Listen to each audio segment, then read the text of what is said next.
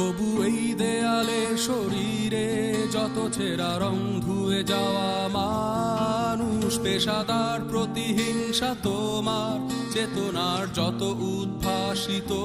আলো রং আকাশে মতো নকশাত নীল নীলে ডুবে থাকা তোমার প্রিয় কোনো মুখ তার চোখের কাছাকাছি এসে কেন পথ ভেঙে দুটো